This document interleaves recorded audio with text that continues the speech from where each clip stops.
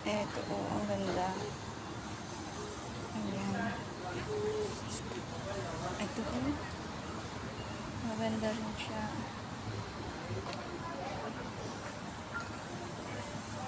Ang gagaling nila mag-alaga.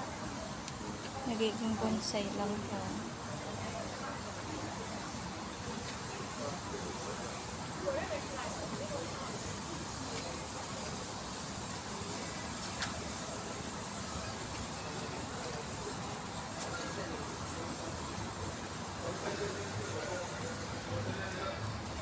Ayan guys.